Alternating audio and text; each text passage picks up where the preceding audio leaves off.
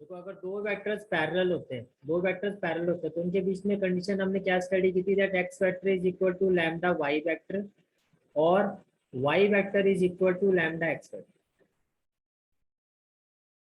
तो उसके हिसाब से क्या हो गया, अदरवाइज जो मैंने आपको बताया वैसे भी कर सकते हो कि जो यूनिट वेक्टर मुझे फाइंड करना, let that vector be X cap, तो कुछ भी आपको लेना A cap and it will be equal to Z cap, because उसका जो मैग्नीट्यूड है वो अगर क्वेश्चन में गिवन नहीं है, it means both are equal. अगर वो कहता है magnitude is 2 times of this vector, तो ये होता है A cap is equal to 2 times Z cap. समझ में आ रही है मेरी बात? ठीक है, तो जो रिक्वायर्ड वेक्टर होगा that is 3/7 I cap minus 6/7 j cap plus 2/7 k cap. Now we have to find area of parallelogram. And area of parallelogram is what? Magnitude of a vector cross b vector. यहाँ हमने क्या लिया था, x vector और y vector. So magnitude of x vector cross y vector. It means first of all x vector cross y vector हम find करेंगे। तो देखो जो आपका x vector है उसके कोफिशिएंट क्या है, 2 - 4 5, 2 - 4 5, और y वेक्टर के कोफिशिएंट क्या है, 1 - 2 - 3, 1 - 2 - 3। तो while finding the area, I cap, j cap, k cap, coefficient of x vector 2 - 4 5, 2 - 4 5, coefficient of y vector 1 - 2 - 3, 1 - 2 - 3, I cap, इस रो इस कॉलम को हाइड कर दो, -4 into -3 that is 12, with minus sign, minus minus plus 5 to the 10, so 12 plus 10, then diamond element है that is minus J cap, second row second column को hide कर दो, 2 into -3 -6 with minus sign, -1 into 5 -5 that is -11, then plus K cap, first row third column को hide कर दो, 2 into -2 -4 with minus sign, minus minus plus, plus what we will have, 12 plus 10 22 I cap, minus minus plus 11 j cap, -4 plus 4 0 k cap. Now area is magnitude of x vector cross y vector. So while finding the magnitude, what we will have, square root of 22 square plus 11 square plus 0 square.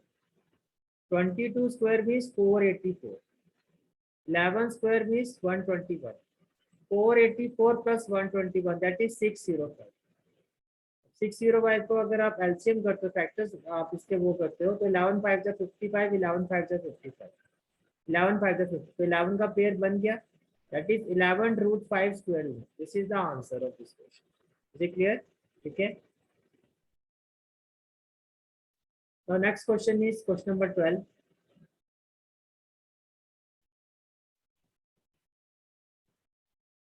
Question number 12 is,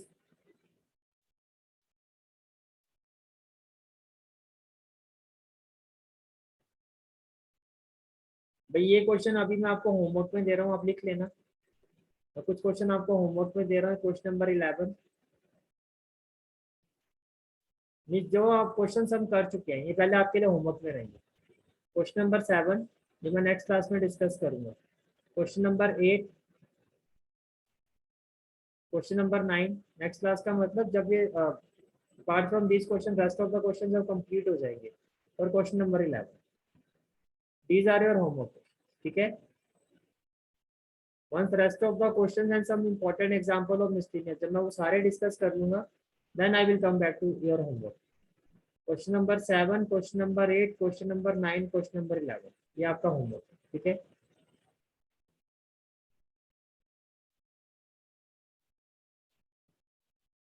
तो next question is question number 12। The question is, let A vector is equal to I cap plus 4j cap plus 2k cap. So A vector is equal to I cap plus 4j cap plus 2k cap. B vector is equal to 3I cap minus 2j cap plus 7k cap.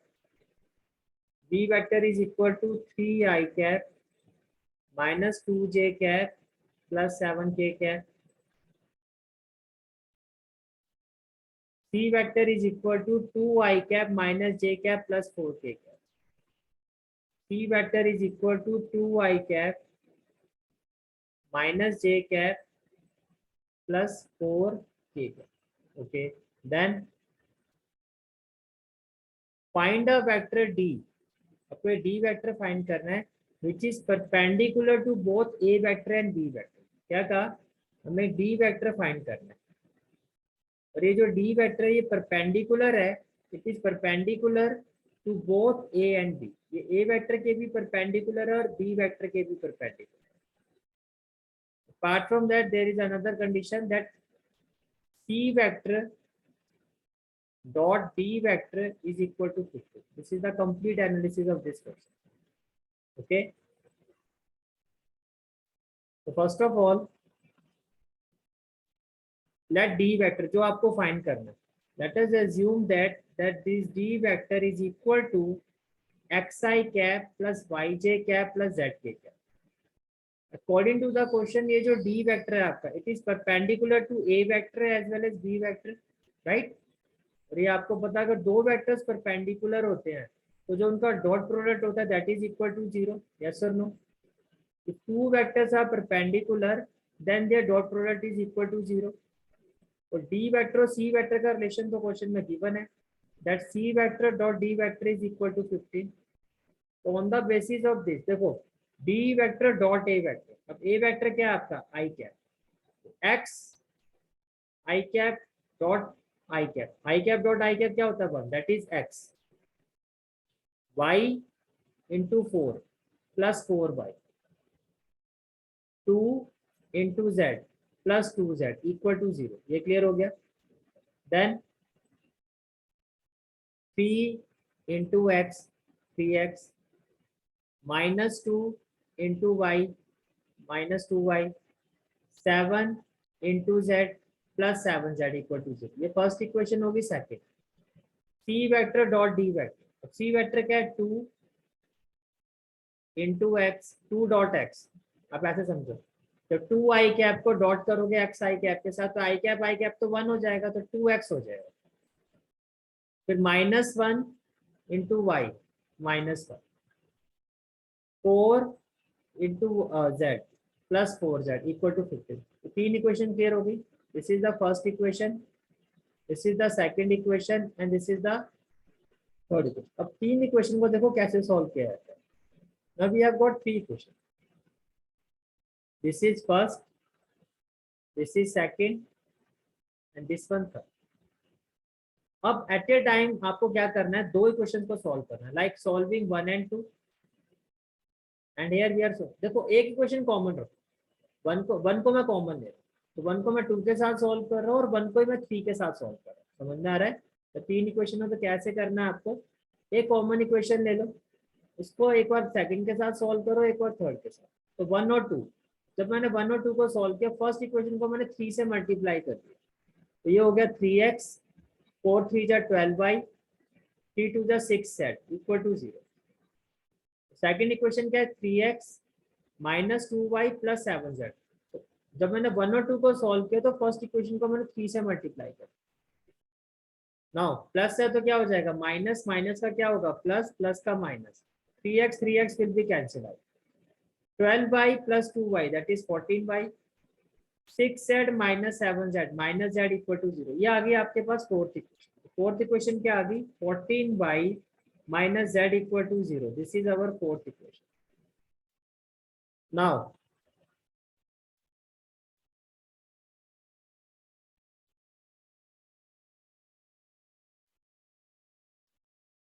solving one first equation and third equation.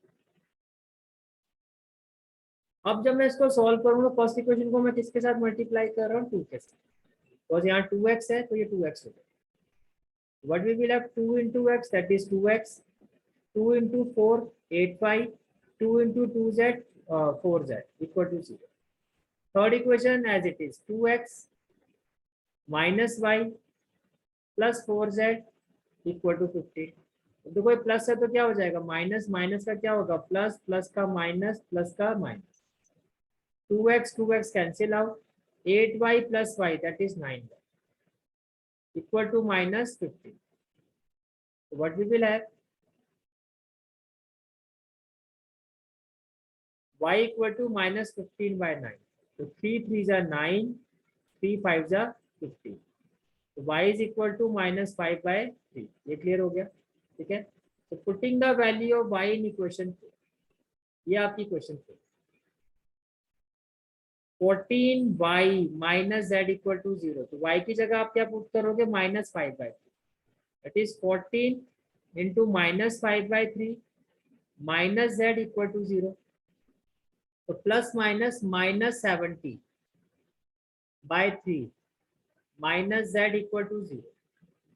So minus z will be equal to, when it shifted to the right hand side, it will be 70 by 3, which implies z is equal to minus 70 by 3. If it's clear, then thumbs up. Is it clear? ठीक है, तो आपके पास y आ गया minus 5 by 3, आपके पास z आ गया minus 70 by 3. Now we need to find the value of x.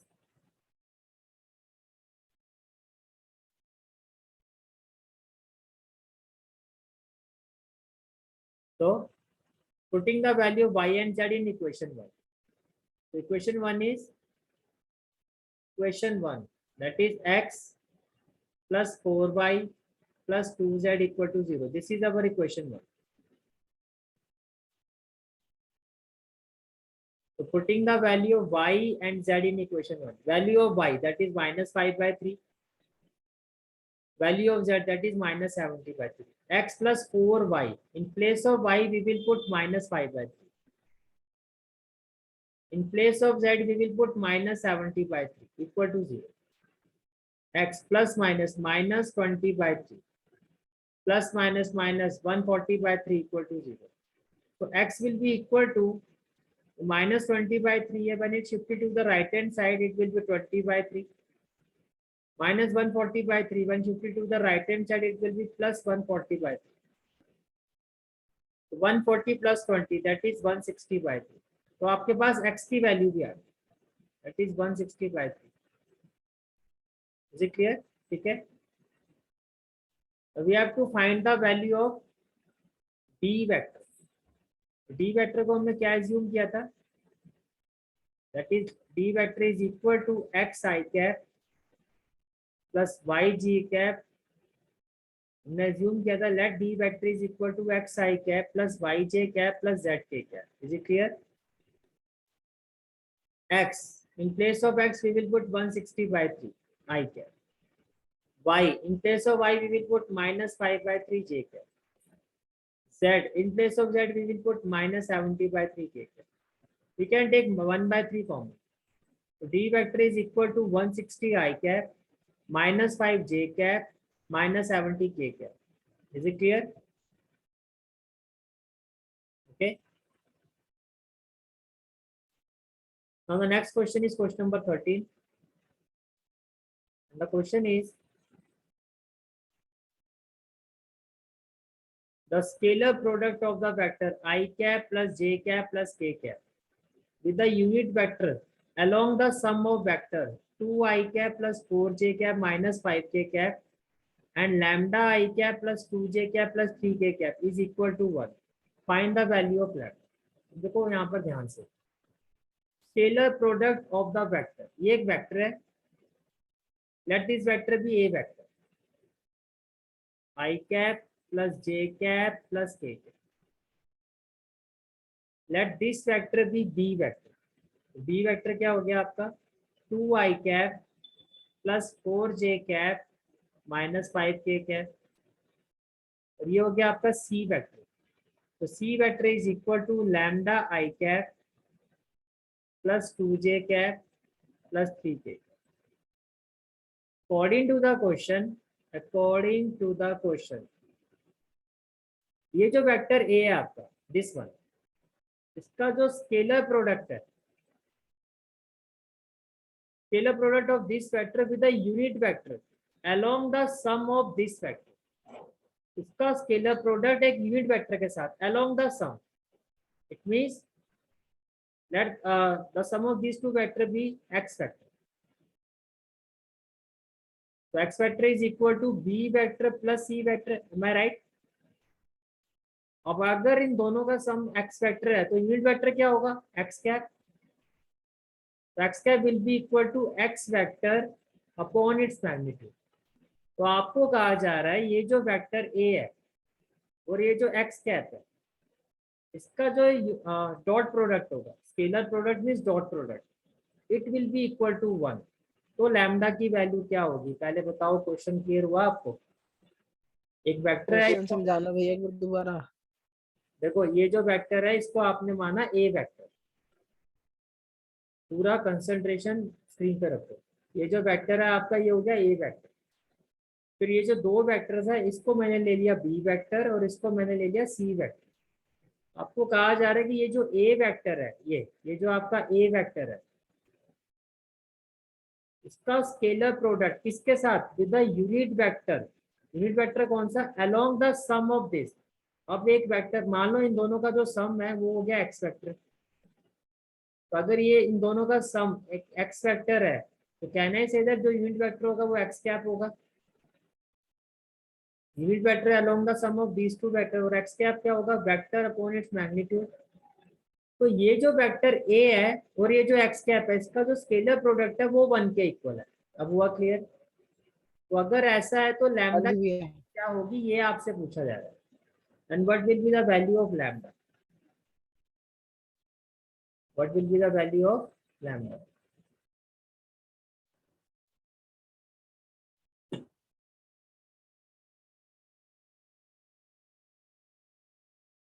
तो इसको तो आप हाइड करो. तो मैंने क्या कहा कि इन दोनों का जो सम है उसको हमने ले लिया एक्स वेक्टर. तो हमने क्या ले लिया? X vector. यहाँ तक बात समझ में आ गई? ठीक है. जब इसको प्लस करोगे क्या होगा? 2 plus lambda I cap, 4 plus 2 6 J cap, -5 plus 3 -2 K cap. आपने एक्स वेक्टर फाइंड किया और इसका मैग्नीट्यूड क्या होगा? Square root of 2 plus lambda whole square plus 6 square plus -2 square, that is 4. तो ये होगा 2 plus lambda whole square, 36 plus 4 40. यहाँ पे सारी चीज क्लियर हो गई? ठीक है. देन अब ए वेक्टर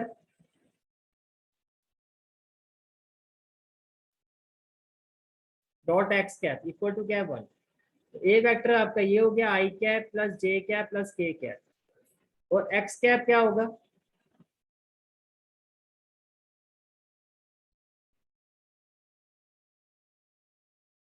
एक्स कैप क्या होगा?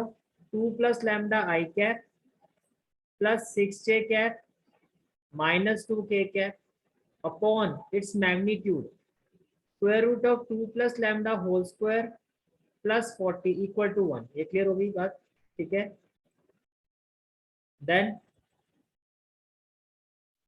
अब देखो सॉल्व कैसे करोगे? 2 plus lambda I cap dot I cap, that is 2 plus lambda, that is 2 plus lambda. 6 J cap dot J cap, that is plus 6, -2 K cap plus K cap, that is -2 upon square root of 2 plus lambda whole square plus 40 equal to 1. So plus 2 minus 2 will be cancelled out. We will left with lambda plus 6 equal to square root of 2 plus lambda whole square plus 40. 2 plus lambda whole square plus 40. Now squaring both sides, because ये irrational है, ये rational है. Squaring both sides, it will be lambda plus 6 whole square equal to, जब square root का square करोगे it will be 2 plus lambda whole square plus 40. A plus b whole square, that is a square plus b square plus 2ab. a square plus b square plus 2ab plus 40, right? So what we will have, lambda square will be cancelled out. 4 lambda, 12 lambda minus 4 lambda, that is 8 lambda. 40 plus 4, that is 44, right? 40 plus 4 कितना हो गया 44 और minus 36. So 8 lambda equal to 44 minus 36, that is 8. So lambda is equal to 1. Is it clear? Lambda is equal to 1. ठीक है? So from the next class we will proceed with question number 14. Question number 14 भैया आपका जो NCERT में है, जो मेरे पास है पीडीएफ है, इसमें तो ये गलत है. इसमें जो ये लिखा हुआ है ना C vector dot D vector, ये गलत है, इक्वेशन है. ये है आपका A vector plus B vector plus C vector, इस फॉर्म में गिवन है. इसलिए मैंने जो इसका क्वेश्चन है उसको नोट डाउन कर रखा है, तो मैं यहाँ से करवाऊंगा. Actually this is the form which has been given. ठीक है, अब आपको क्या करना है, मैं लेक्चर अपलोड कर दूंगा, प्रॉपरली लेक्चर अटेंड करना है और प्रॉपर अपने नोट्स बनाना है और पीडीएफ मुझे शेयर करनी है. ठीक है, then in the next class जो भी हमारा प्रोसीजर होता है, पहले आपका डाउट सेशन होगा. If you have any doubt then we will proceed with our live class. So that's it for today's class. Thank you.